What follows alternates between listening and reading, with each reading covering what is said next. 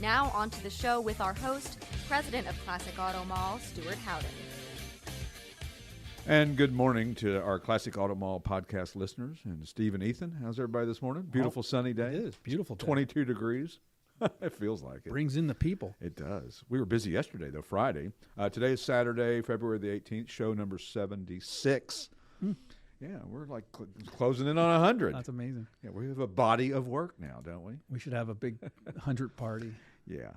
I get donuts every Saturday That's morning. true. I may not always be able to get those, because there could be an issue with a donut crisis in Morgantown. For the 100th show, you'll get something other than glazed. I think I will. I'll get the sprinkles. I'll really throw them. Right. So anyway. Right. Throw a loop. Yeah, we have fun with the donut place here in town and the McDonald's because, as you all know or you don't know, there's nowhere to eat in Morgantown hardly. We have mostly fast food restaurants, a couple of restaurants. We went to the Heritage last night, across from the casino, our friends at the casino, who are busy all the time. So how about the Super Bowl, by the way, too?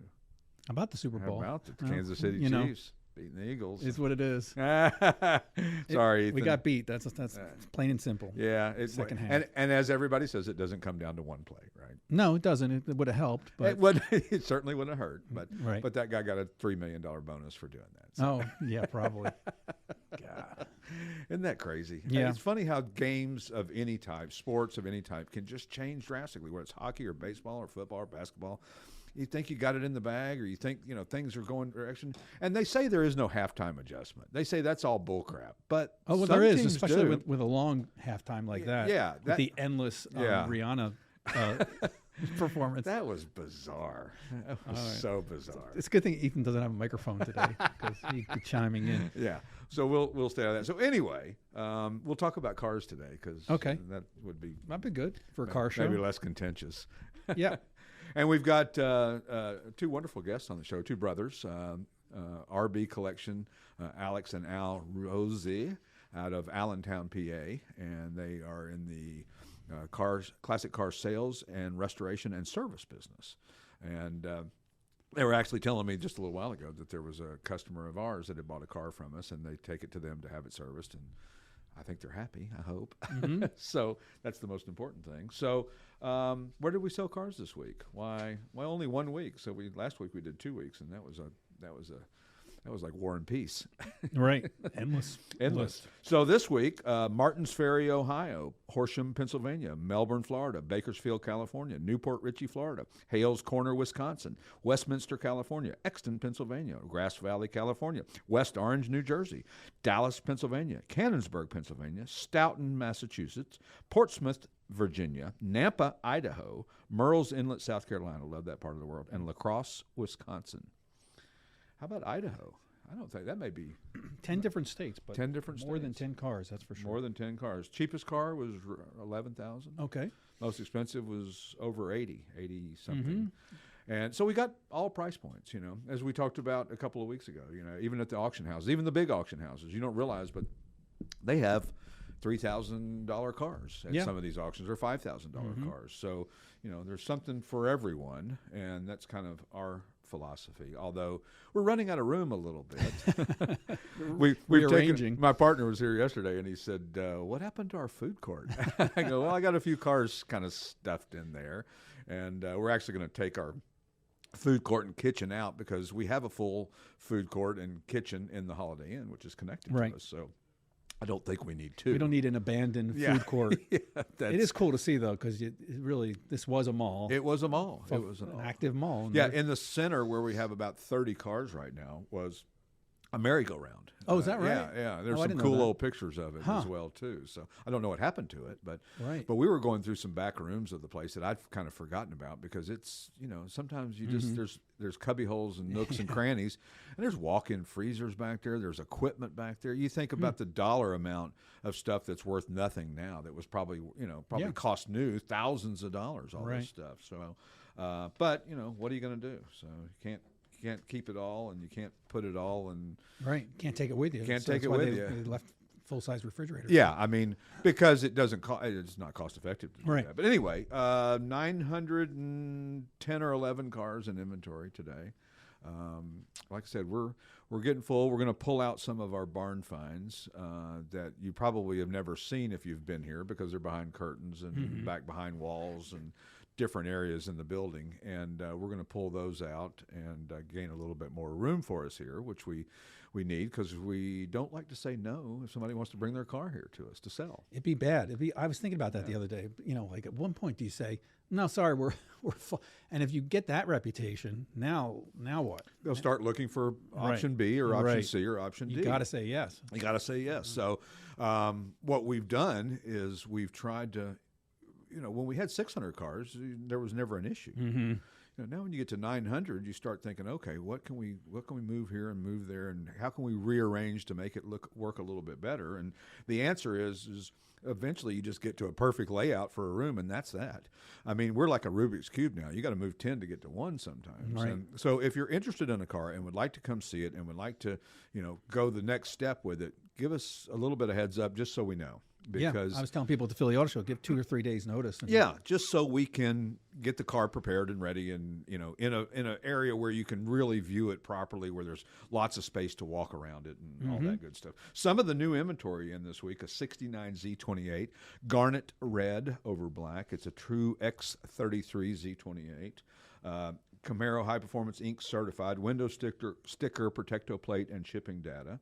It's got the DZ302, 290 horsepower. Those are badass engines. That's the one. Yeah, that's the one. Date correct Muncie M20. So it's probably not the original transmission, but it is date correct for the car and the build date of the car. It's really almost a flawless presentation. Right. I hesitate to say flawless or perfect. It's, right. There's you not. Can't. You can't. I'm not flawless. But there's some close ones. I'm close to flawless. I like that laugh. How about a '68 Dodge Dart GTS, medium green metallic over black?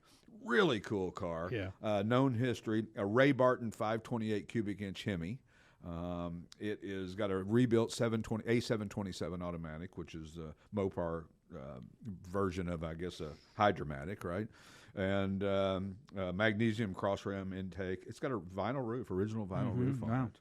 And then a 14 Mustang GT Coupe. Have you seen this thing? It's in gotta have it. Oh, the bright green one. Yeah, gotta have it green is the name of the color. That's very optimistic. Well, somebody likes it. I mean, it's something for everybody. There's a butt for every seat, as we like to say. It's bright green. It's bright green. You have to be okay in your own skin that people to look at you and stare. That's right. And some people aren't. Listen, if you're not okay with that, don't buy a classic car of any type and go to a gas station, because people will swarm you. You go to a gas station and something cool, there's going to be people all around you.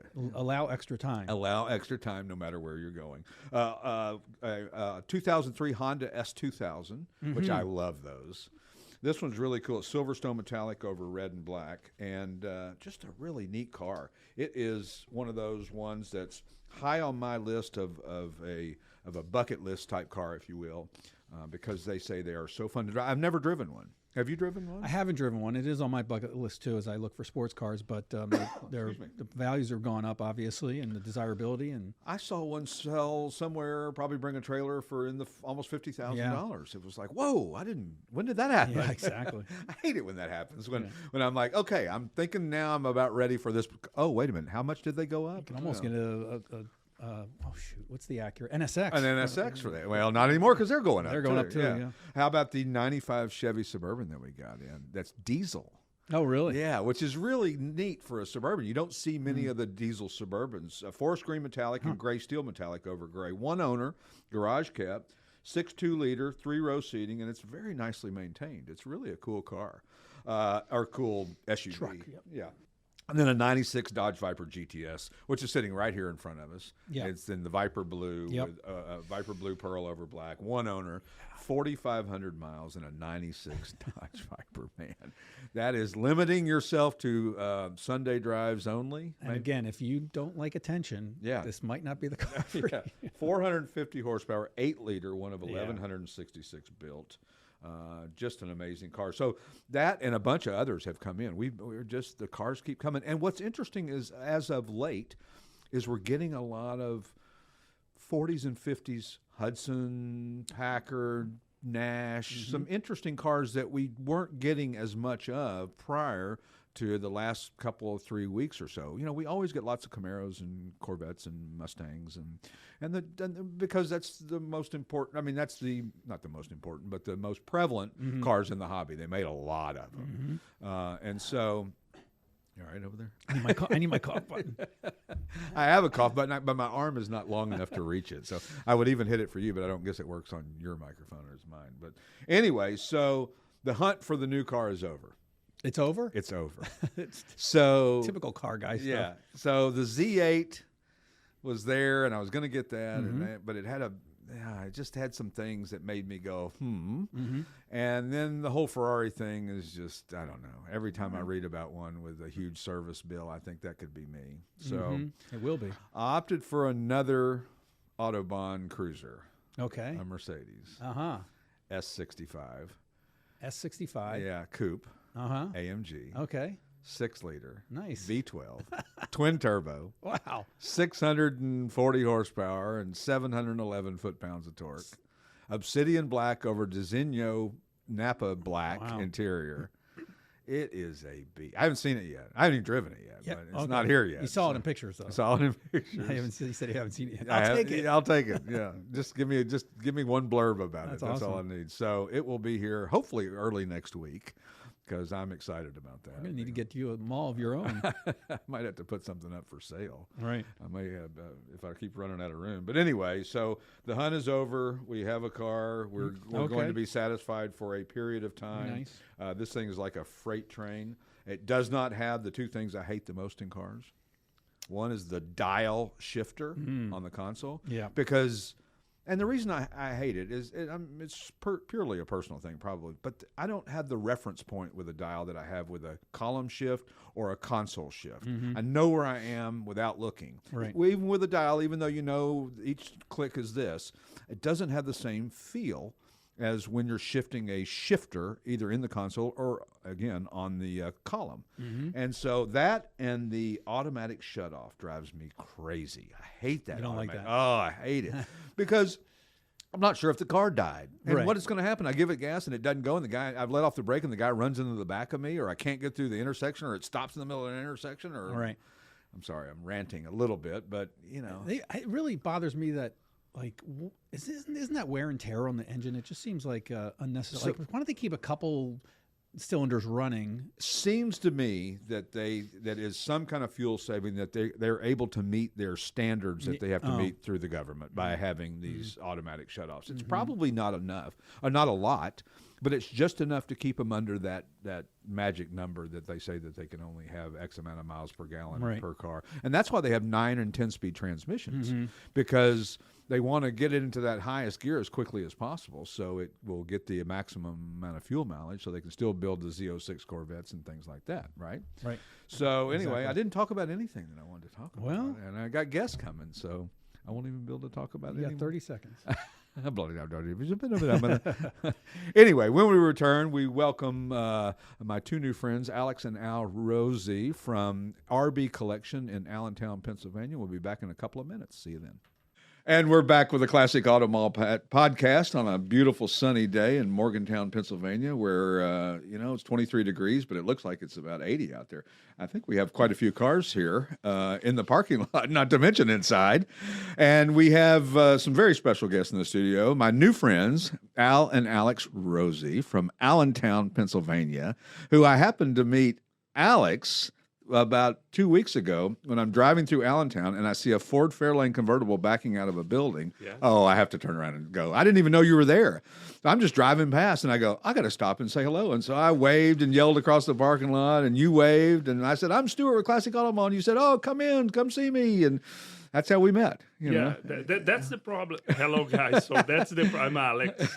And don't worry, my voice and my brother's voice is exactly the same. You're never going to. That's right. Well, and the accent is the same. Wait a minute. I want to know how he got to get the 2-letter name and you had the 4-letter name. Couldn't you have been Al and he'd have been Al or something? That's a very good question. Thank you. So I am Alexandre. So Alex. Yeah. I like that. And Al is short for Alcide. CDs. Yeah, well, they're names you hear every day around here, right? So. Because people say your parents don't have creativity. It's Al and Alex. So no, not the case. Not the case at all. Well, you guys have been in the restoration, the service, and the sales business up in Allentown for a number of years now. How many? Almost 25 years now. Has it been that long? Yeah, specifically in Allentown, we opened on the 2019, but because that is part of the Automobile Corner of America. Right. That's the initiative, along with American Wheels Museum, that we had, restoring the old A&B Meats building. Right. And allocating the restoration center right by it. So giving the chance for people visiting the museum, paying the admission, to tour our restoration center for free. Right. Nice. So I would like to invite everybody. The tour is on Wednesdays and Fridays at 1 o'clock. At 1 o'clock. And how long does it last normally? 30 minutes. 30 minutes. So you give them a breakdown of what you do and how you do it and show them whatever inventory you have and what cars are in restoration, right? Yes, very focused on what we are doing in the restoration center and the cars we have there, the projects and the stages. Some people, they come this month because they went 6 months back and they want to see how that project they saw how is it going now. So it's very interesting. So I'll ask you the same question I get asked all the time, Alex. Why Morgantown? Why Allentown?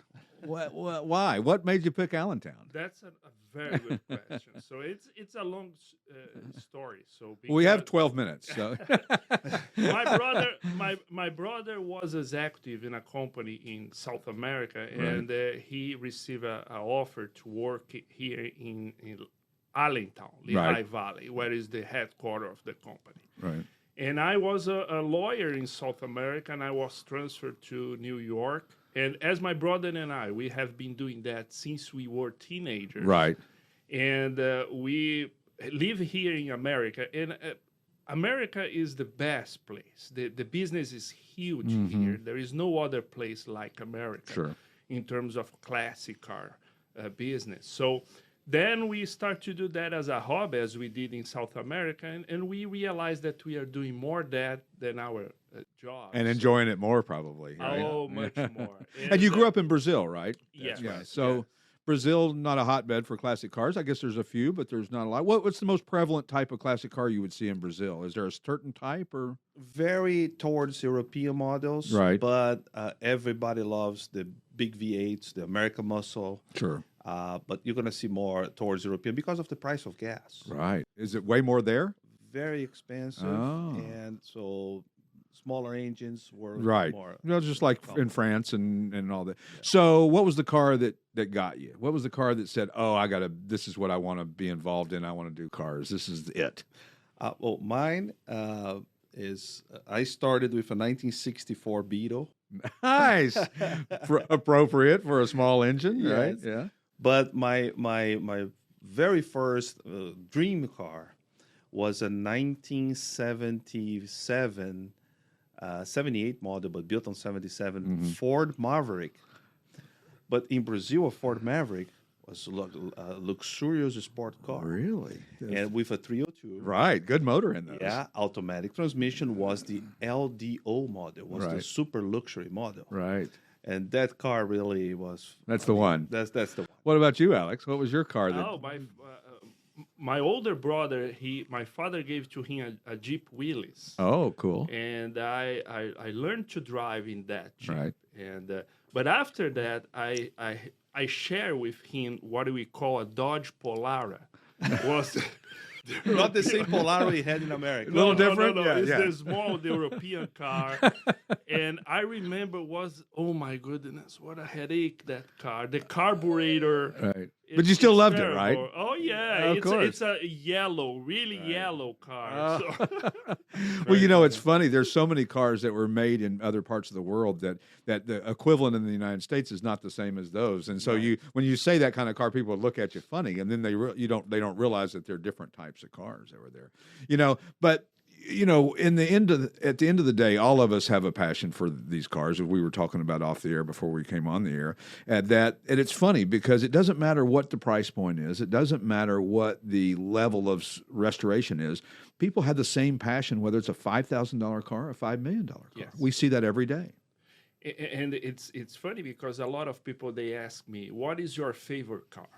It's the common question. And Yeah. I would say it's a very complex question. Sure. Because if you see the history of the industry, I love the Model T. The Model T is the pioneer where it changed everything. Mm-hmm. Then you go towards the 30s, the big piece of art, the Duesenberg, the Packard. So, and then we go to the muscle car, the 60s. So, and before the 50s, my favorite decade that shows all the American society with all the chrome, the big cars. So it's tough to say Sure. because each car in each time represent the history of the society. Right. And they have its own beauty. It's so difficult.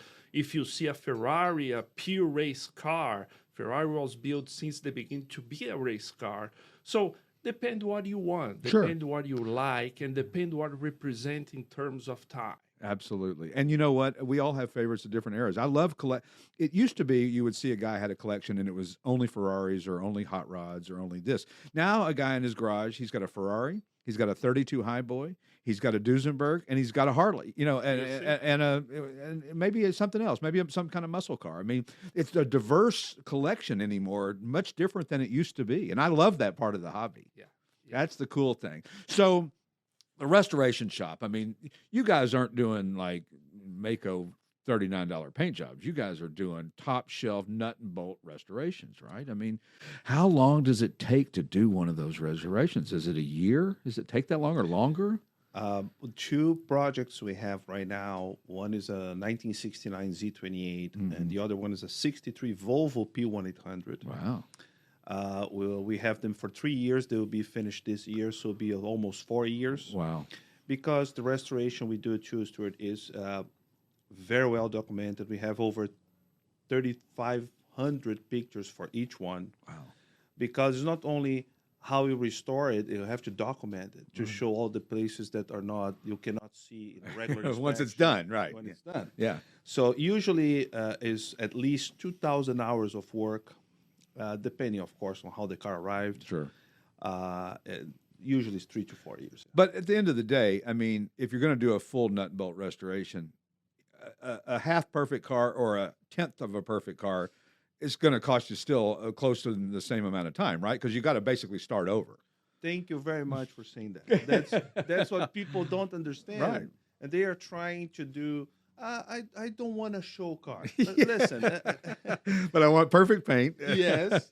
So I don't want a Concours car. Right. There is nothing like that. You have a nice restoration or not. Right. So, Yeah. It's and you know what I love about the Concours community is that they are rewarding them to drive their car in the tours before the Concours on Sunday, and they're not deducting for grass under here or a rock chip here or there, or that it's got a little bit of dirt on it, because the tiebreaker usually is, did it participate in the tour or not? Yeah. So if there's a two that are equal, the one that participated in the tour gets to win. And I like that. They need to be driven, right? That's At any price point. Yeah, but it's important to say, and I want to say that because I say to everybody and discuss with other top restoration centers, restoration process takes time and money. Right.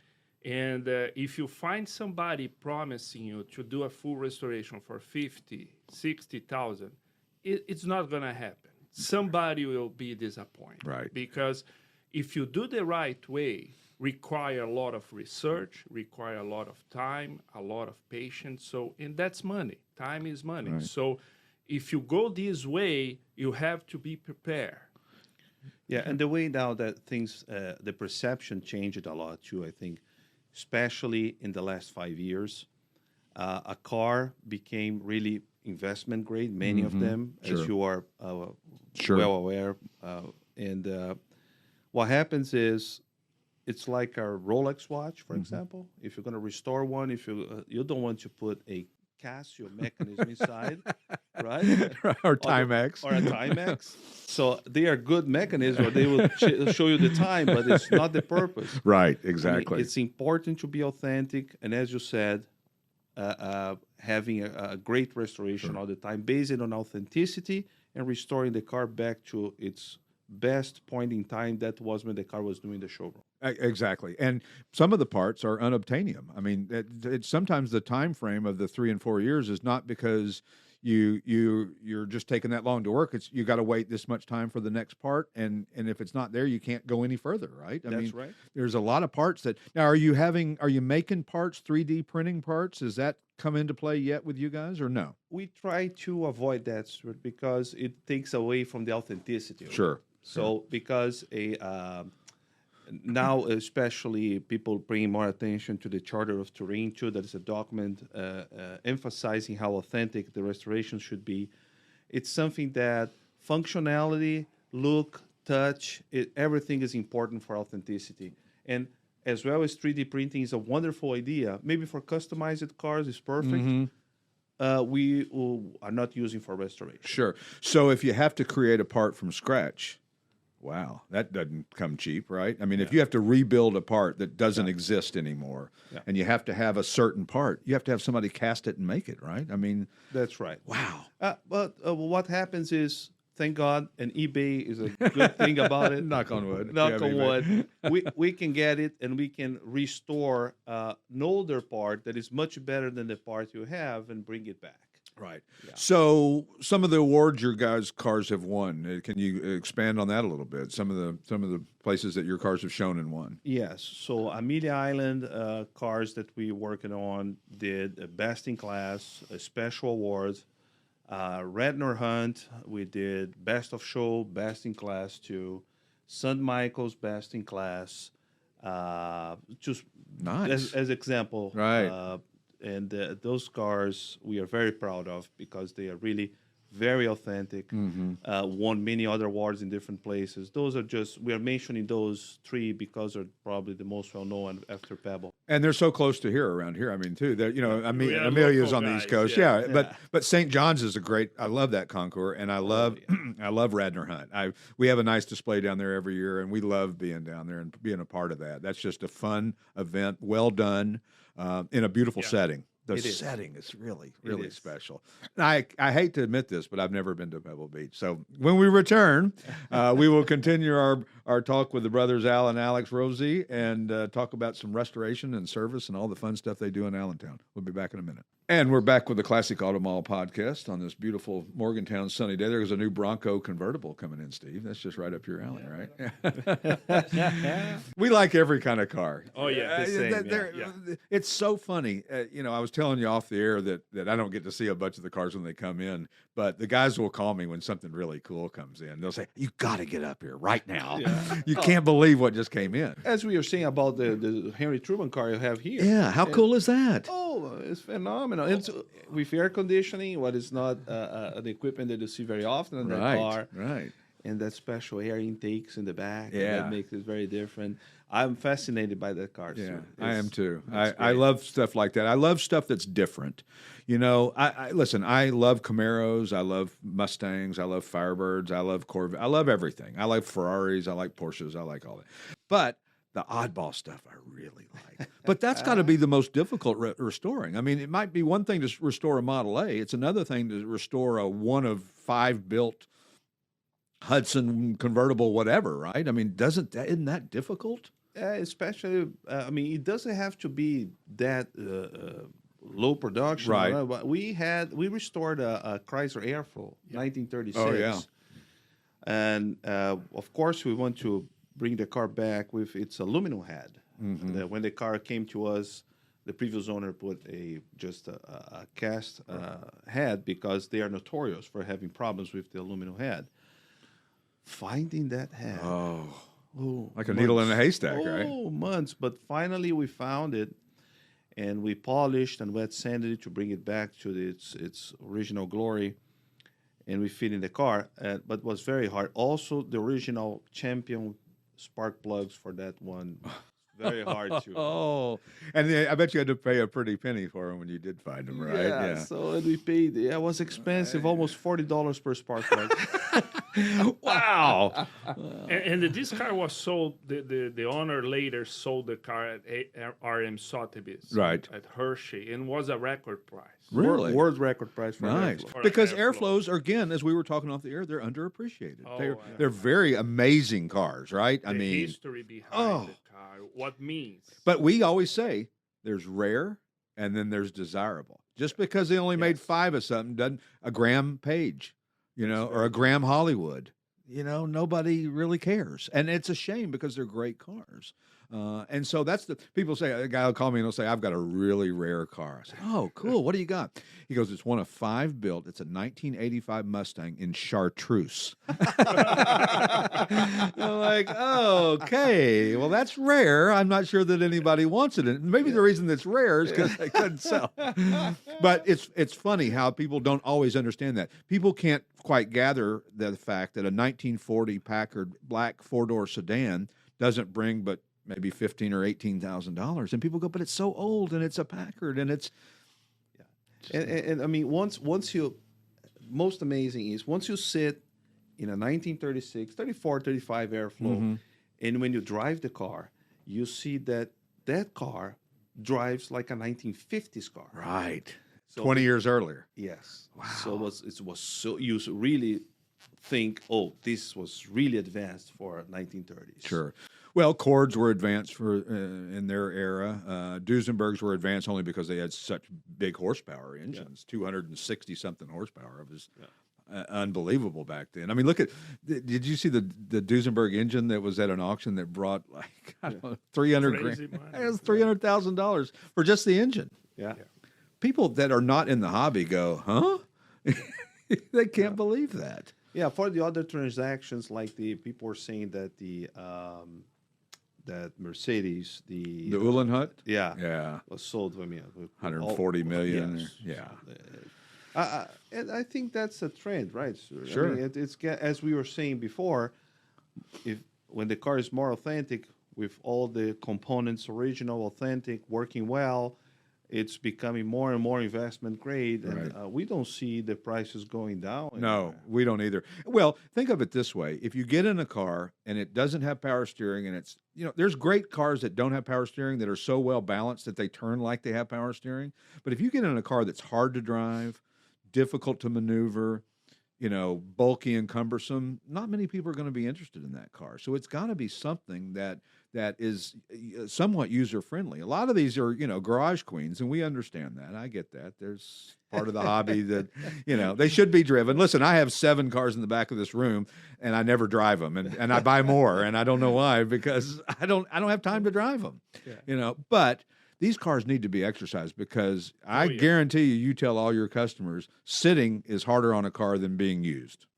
100%, and that people should have to understand that if you don't drive it, that machine was built to be driven, to be used. If you don't drive it, you're going to have problems more than when you drive it. Especially, first thing that fails, along with carburetors, because of the ethanol. If I could give an advice for everybody listening here, don't care much about octanes. You have octane boosters. You can buy and add to the tank. Be concerned about no ethanol gas. Yep. And you can buy that at certain gas stations, and also like at Napa, you can buy a like high performance 103, 113 octane fuel at Napa that has no ethanol in it. And people don't realize that the water, the moisture in ethanol is, what exhaust systems it's bad for, and it's just so many things that it creates that, and especially it's fine. The new cars are designed for it, and that's okay, whatever. But the older ones are not designed for it. Well, and Alex and I, we have a huge experience on ethanol because Brazil was the first nation in the world, and I think it still detains the record of having 98% of its fleet, and we are talking a fleet of probably 90 million cars. Right. 98% of the fleet was using ethanol only. Wow. And we know all the. Remember the Volkswagen Beetle that bought new in 1980, brand new Beetle. Right. Brand new, but 100% on ethanol. My mom went through trying to get us to school. She went through 3 batteries because on a cold day, Brazilian cold, we're talking, Like 40, right? Yeah, maybe. if so, maybe 45. Right. The car doesn't start. So, and you had a kind of a pump, like a windshield, not like a Volkswagen put a windshield washer pump in a gasoline reservoir that before starting the car, you had to prime. No kidding. Oh, yeah. Never heard of that. Oh, yeah. I've never heard of that. Not only Volkswagen, all Brazil has and had all the major manufacturers there, Ford, Chevrolet, Volkswagen, or whatever. So when the ethanol thing came up, it was back in 1978. Fiat put the 147 model there as the first model to use full ethanol. Right. And on 1980, Dad bought the 1980 Volkswagen Beetle, beautiful car. Red, Oh, beautiful. fancy. And then what happened was, before starting the car, cold days, or not even that cold, you press the button in the dashboard and you listen to wee, wee, like a windshield washer. Right. The mechanism was the same. And they did, you prime it and then you start, but good luck. Yeah. It's- Well, and I'm sure Brazil was like Florida when it was 60 degrees. Exactly Mom the got same out the way. fur coat when it was 60, right? Yeah, right. So that's so funny. So in the service end of your all's business up in Allentown, is it repeat clients, the same cars you see? Are you kind of the caretaker of a lot of these guys' cars and you just see them from time to time, or is it always different, or you don't have people just stop in on the side of the road and say, hey, I got a knock in my engine out here? Fortunately, we are really busy. Right. We have a waiting list, and most part of them, it's repeat customers. Right. Customers that restore, or they want to restore more than one car. And we work in all range. We do full restoration. We do a small service, oil change. So we do all the spectrum. But Sure. we have all. But I have to say that we are really busy. And we can see that is a trend in the business. Sure. Everybody that do good restoration, they are busy. Because we all heard the horror stories of restorations where the guy shows up at the shop and he's paid the restoration company a lot of money and nothing's been done. Yeah, please. Yeah. This is very important. Don't pay any money in advance. Of course, some restoration shop, they own a 10,000 deposit, Sure. something like that.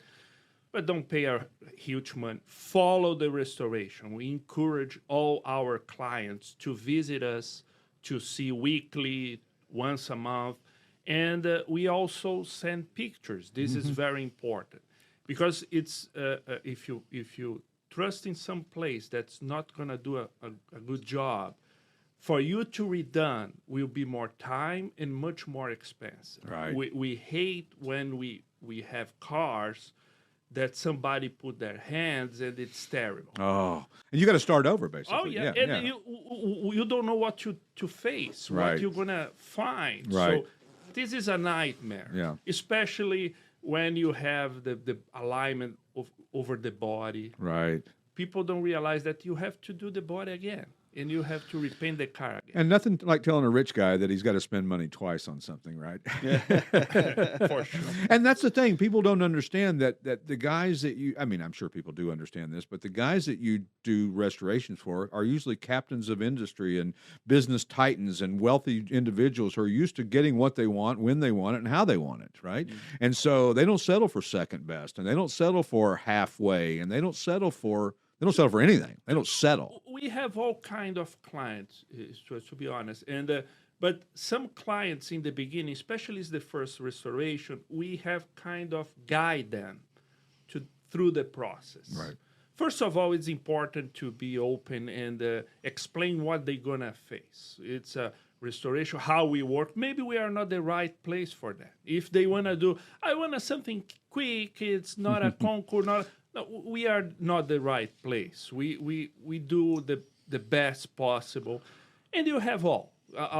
People love. We have clients that visit us and follow their restoration weekly, Right. and we enjoy. It's part of the process. Right. It's fun for them, I would Of imagine. course, You're of watching course. your baby getting, resurrected, especially if you bought it and it was barn find condition when you Oh. got it, like some of our cars that we have here. When he bought the car new, Right. Oh, wow. Father's cars. We had a client that restored because it was his father's car, and he wanna honor the father. Sure. And the thing that you have to be careful in the restoration business is explaining to a person who's a son who's going to restore his father's car is that in order to restore this back to the way you want it, you're going to spend more than the car's probably going to be worth, but you have to do it from here. And I'm patting my heart for those of you who can't see me. You have to do it from your heart and your gut, that you want to do it. It's why I tell people don't buy cars as an investment. If you happen to make a profit on it when you sell it, then glory be and happy to you. Buy it because you love it, right? Yeah, you have to enjoy. Yeah, you have to enjoy it, and it has to be for a reason. Yes, 100%. Yes. That's why you see 4-door, 45, 44 Chrysler or 41 Chryslers that have a 100-point restoration. But what we have seen is when you face, and you see on the auctions too, when you see a car perfectly restored, I wouldn't say that the car will bring the money that you invest, but the top price car. And the people watch TV, see barret-jackson Right. and me on other auctions, and the absolutely same car, let's say, why so different in price? Right. It's about details. Exactly. And you may have the 4-door sedan that brings a world record money because of the restoration. When we return, we'll continue the conversation with the brothers, and we'll talk a little bit more about all things automotive. We'll be back in just a minute.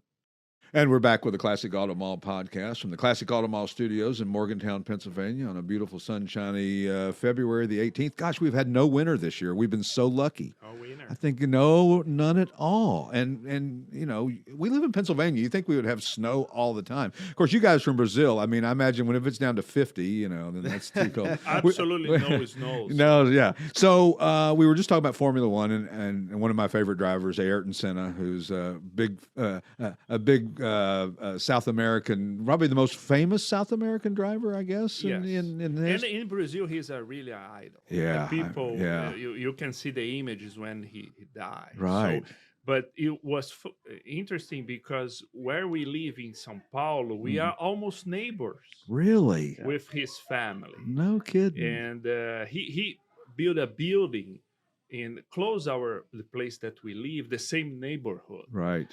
And we know the constructor. Nice. And the constructor told us that he thought that the parking area access was very narrow. Right. And he met Ayrton Senna over there because he was the developer. And he said, "Oh, Ayrton, I think this entry is so narrow, and it's different floors."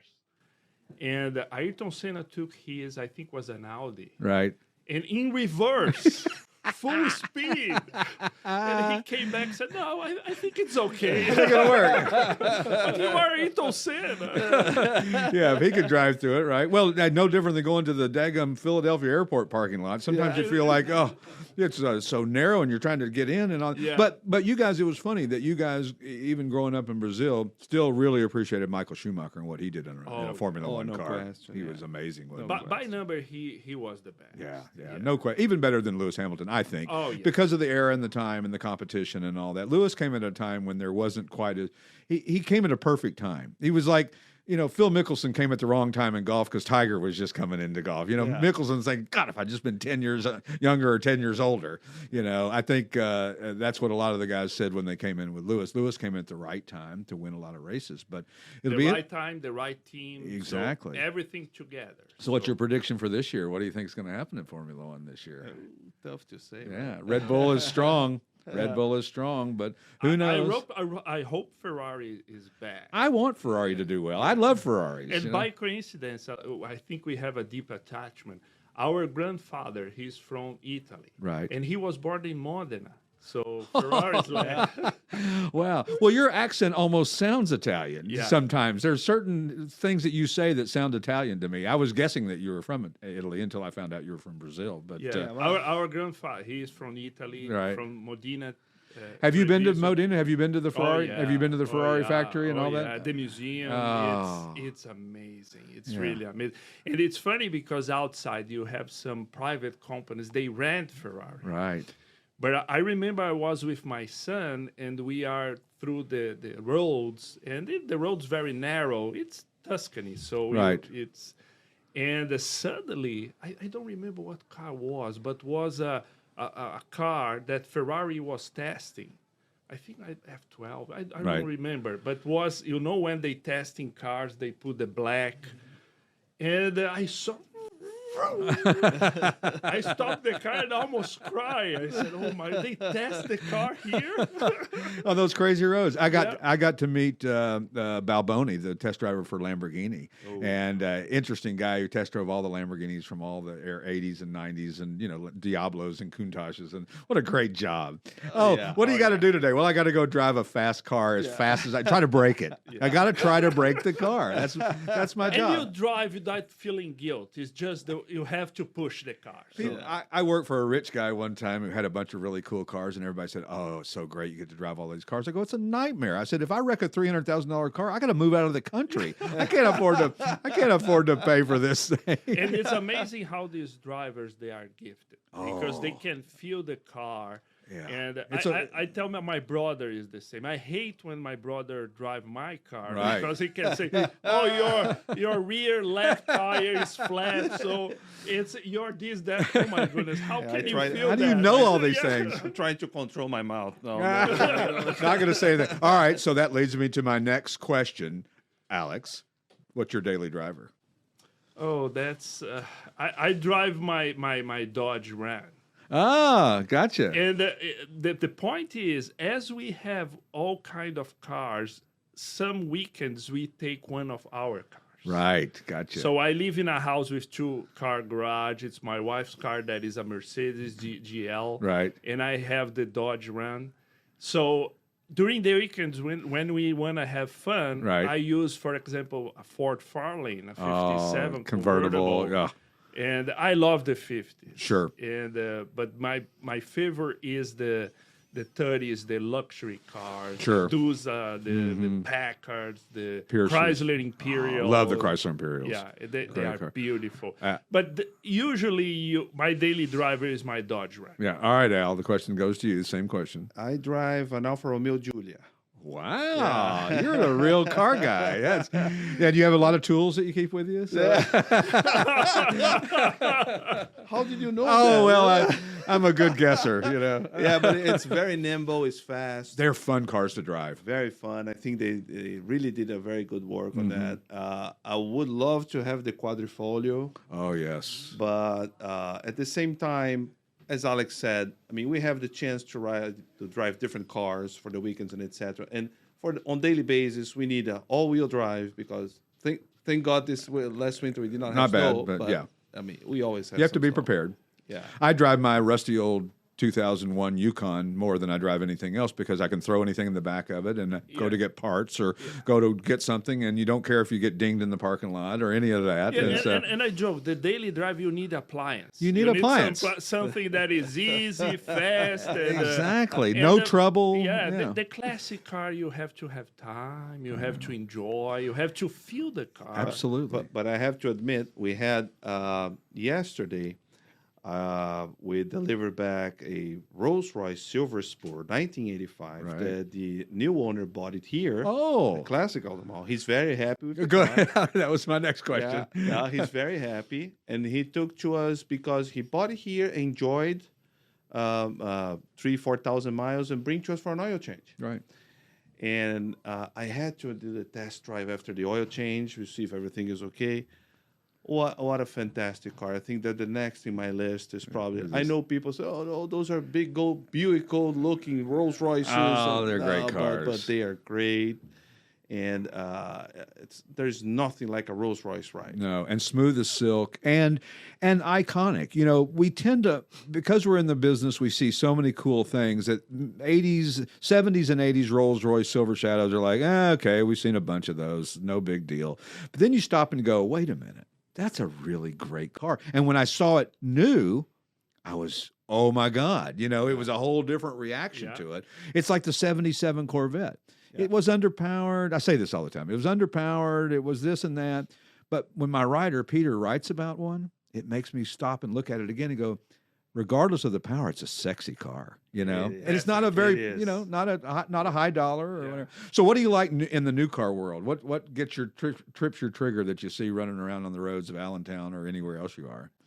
Oh, I'm the most impressive cars I think we have driven. I don't know you, Alex, but I think was the C8 Corvette. Of course. Amazing car, isn't it? Amazing car, and amazing feeling. I know that the engineers at GM, they said that they were targeting the Ferrari 458. Right. And they did a wonderful job, I think. I think it probably was the most impressive car. And reliable. Yep. And reliable. If And you think about it, I mean, one of the things that steered me away from buying a used Ferrari is the fact that they're expensive to work on, and their tolerances are very, very minuscule, and they have to be just right or they're wrong. Yeah. And so it scares you, you know, because you don't want to be the guy who has to say recent $25,000 service. Yeah. That would be out of my pocket. and people say all the time, you don't need to have a Ferrari or have the performance in a C8. Yes, but it's like wine. I don't know much about wine. Right. I drink some wines that I like the taste, but for a connoisseur, Yeah. he will know the notes, the palates, and this and that. Too much work. It's yeah. I just want it good. I buy by the label and the price. Yeah.